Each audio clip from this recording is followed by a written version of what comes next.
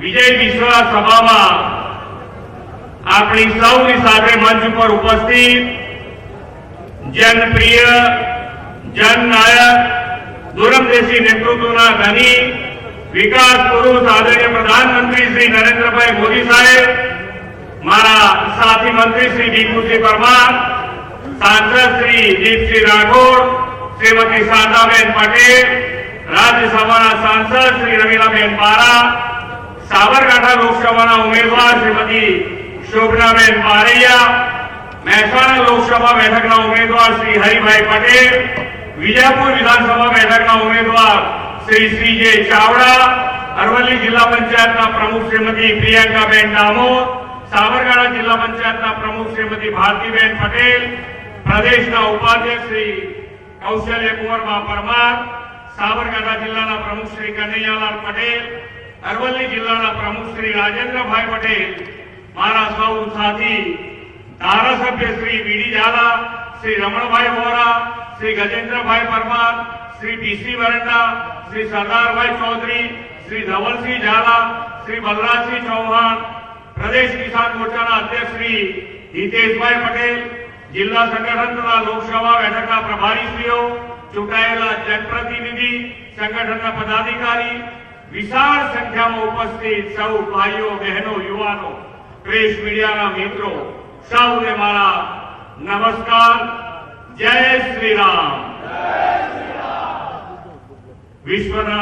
વિશ્વની સૌથી મોટી લોકશાહી એવા આપણા દેશમાં લોકશાહીની ચૂંટણીનું પર્વ ઉજવાઈ રહ્યું છે.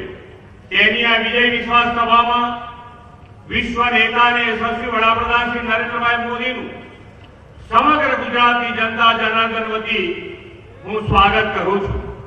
આજે આપણા ગુજરાતનો સ્થાપના દિવસ, ગુજરાત ગૌરવ દિવસ છે. સૌને ગુજરાત ગૌરવ દિવસની ખૂબ ખૂબ શુભેચ્છાઓ પાઠવું છું. ગુજરાતે અઢી દાયકામાં આદરણીય શ્રી મોદી સાહેબની વિઝનરી લીડરશીપમાં દસે દિશાએ વિકાસની હરણફાળ ભરી છે. આદરણીય નરેન્દ્રભાઈના નેતૃત્વમાં ગુજરાતનો આ વૈશ્વિક વિકાસ જ વિકાસની રાજનીતિ, પોલિટિક્સ ઓફ પરફોર્મન્સની સચોટ સાબિતી છે. વડાપ્રધાનશ્રીના નેતૃત્વમાં આ લોકસભાની ચૂંટણીમાં ભારતીય જનતા પાર્ટીને અભૂતપૂર્વ જનસમર્થન મળવાનું છે તેવો આપણને સૌને વિશ્વાસ છે. આખી દુનિયાની નજર આ ચૂંટણી પર છે, કેમ કે 140 કરોડ ભારતવાસીઓ શ્રી નરેન્દ્રભાઈ મોદીને સતત ત્રીજી વાર વડાપ્રધાન બનાવવાનું મન બનાવી લીધું છે. શ્રી નરેન્દ્રભાઈ મોદી દેશ અને દુનિયામાં એ સાબિત કરી બતાવ્યું છે કે વિકાસની રાજનીતિથી દરેક ચૂંટણી જીતી શકાય છે. તેમણે પાછલા 10 વર્ષમાં સેવા કાર્યોથી દેશમાં સતત અવિરત વિકાસની ગેરંટી સાકાર કરી છે. આજે નાગરિકોને વિશ્વાસ બેઠો છે કે મોદીની ગેરંટી એટલે માત્ર વચનો નહીં, પરંતુ ગેરંટી પૂરી થવાની ગેરંટી. મોદી સાહેબની ગેરંટી એટલે સંકલ્પથી સિદ્ધિ, વિઝનથી વિકાસ, સહકારથી સમૃદ્ધિ, અંત્યોદયથી સર્વોદય અને આત્મનિર્ભરથી આત્મસન્માન. જેનું ભૂમિપૂજન કરે તેનું લોકાર્પણ પણ કરે અને જે કહ્યું તે કરી બતાવ્યું. આ છે મોદીજીની ગેરંટી. પરફોર્મ, રિફોર્મ અને ટ્રાન્સફોર્મ આ કાર્યમંત્રથી ચાલતી સરકાર એટલે મોદી સરકાર.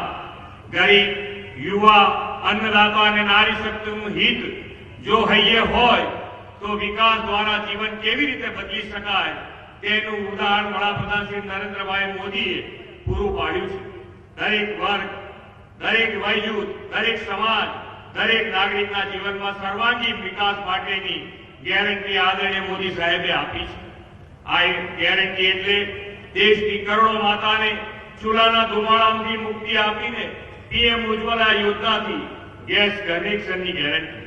દેશના કરોડો ગરીબ પરિવારને પ્રધાનમંત્રી ગરીબ કલ્યાણ અન્ન યોજનામાં વિના મૂલ્ય અનાજની ગેરંટી. આયુષ્માન ભારત જેવી વિશ્વની સૌથી મોટી આરોગ્ય યોજનાથી મફત અને શ્રેષ્ઠતમ સ્વાસ્થ્ય સેવાઓની પણ ગેરંટી.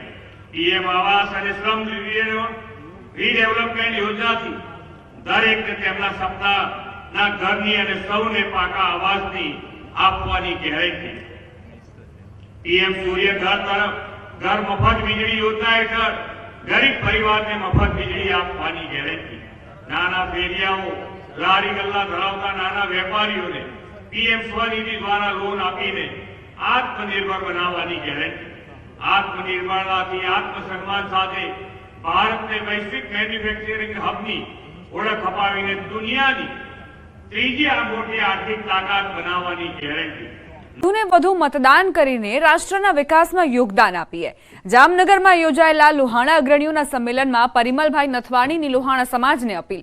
જામનગરમાં લોહાણા અગ્રણીઓનું સંમેલન યોજાયું. આ સંમેલનમાં રાજ્યસભાના સાંસદ અને રિલાયન્સ ઇન્ડસ્ટ્રીઝના કોર્પોરેટ અફેર્સના ડાયરેક્ટર પરિમલભાઈ નથવાણી ખાસ ઉપસ્થિત રહ્યા.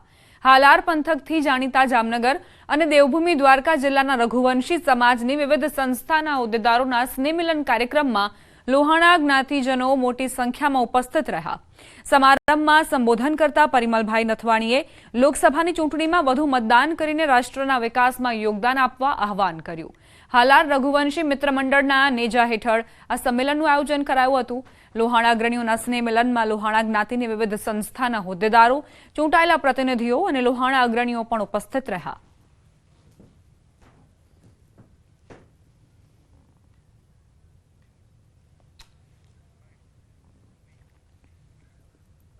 एक सीट तो ऑलरेडी जीताई गई है सूरत ની. હવે 25 सीट बाकी है. આવા સમયે અને ફરી પાછા નરેન્દ્ર મોદી કોઈ કઈ પણ વાત કરે તો એ વડાપ્રધાન થવાના છે એટલે આપણને એમાં કોઈ શંકા નથી. મારો ખાસ આપને વિનંતી છે કે 7 તારીખે સવારથી આપણે સૌ ભેગા થઈ અને મતદાન કરીએ. ચૂંટણીને મહેંદીનો રંગ લાગ્યો હોય તેમ જોવા મળી રહ્યું છે. ગુજરાતમાં મહિલાઓએ હાથમાં મહેંદી કરી લોકશાહીના મહાપર્વની ઉજવણી કરી રહ્યા છે. અમદાવાદના વિજલપુરમાં મહિલાઓએ હાથમાં કમળ દોરી મહેંદી દ્વારા પીએમ મોદીને સમર્થન કર્યું છે.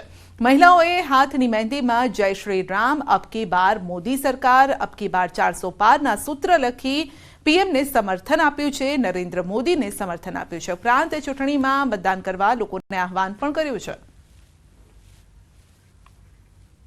7 મેના રોજ ચૂંટણી જે છે તે ગુજરાતની અંદર યોજાવાની છે. ગુજરાતમાં 25 બેઠકો પર આ જે મતદાન પ્રક્રિયા જે છે તે થવાની છે અને તે પહેલા જ મહિલાઓમાં અનેરો ઉત્સાહ જે છે તે જોવા મળી રહ્યો છે. અત્યારે હાલ તમામ મહિલાઓ દ્વારા એક મહેંદી રસમ જે છે તે કરવામાં આવી છે અને મહેંદી લગાવી અને જય શ્રી રામ પણ લખવામાં આવ્યું છે. કમળનું ચિહ્ન જે છે તે પણ મહેંદી દ્વારા દર્શાવવામાં આવ્યું છે.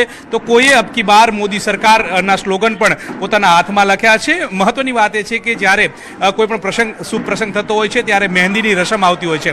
ત્યારે ચૂંટણી પૂર્વે આ તમામ મહિલાઓ દ્વારા મહેંદી હાથમાં કરવામાં આવી છે અને મહેંદી દ્વારા ચૂંટણીનો પ્રચાર એટલે મીન્સ કે જે ચૂંટણી જે છે તેને લઈને અનેરો ઉત્સાહ જે છે તે જોવા મળી રહ્યો છે. બહેનો પણ છે આપણી સાથે, તેમની સાથે વાત કરીશું.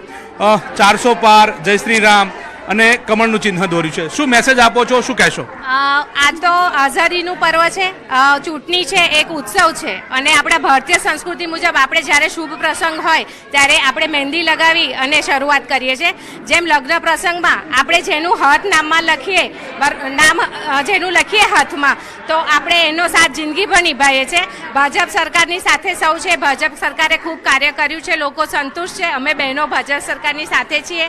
અબકી બાર 400 પાર શ્રી અમિતભાઈ શાહ 10 લાખ લીડથી જીતે તે માટે સૌ બહેનોએ સંકલ્પ કર્યો છે. કયા આમ જોવા જઈએ તો આ જે વિસ્તાર જે છે તે અમિત શાહ અહીંથી ચૂંટણી લડી રહ્યા છે, એમના કયા નિર્ણયો તમને ગમ્યા અને તેમને તમે સમર્થન કરી રહ્યા છો? બધા જ નિર્ણયો ગમે છે અને અત્યાર સુધીના જેટલા જ નિર્ણયો લીધા છે બધા સક્સેસ ગયા છે. અમારા માટે, બીજા બધા માટે બધું જ સારું કામ કર્યું છે. અગાઉ પણ આવી રીતે કામ કરતા રહેશે એવો અમને વિશ્વાસ છે. ચોક્કસથી તો મોદી સરકારને સમર્થન કરી રહ્યા છે. અત્યાર સુધી જે નિર્ણયો થયા છે તે નિર્ણયને પણ તેઓ સમર્થન કરી રહ્યા છે અને સાથે સાથે મતદાન માટે જાગૃતિ માટેની પણ વાત આ મહિલાઓ દ્વારા કરવામાં આવી રહી છે. કેમેરા પર્સન શ્રેણિક મહેતા સાથે ગૌતમ શ્રીમાળી, ન્યૂઝ 18 ગુજરાતી, અમદાવાદ.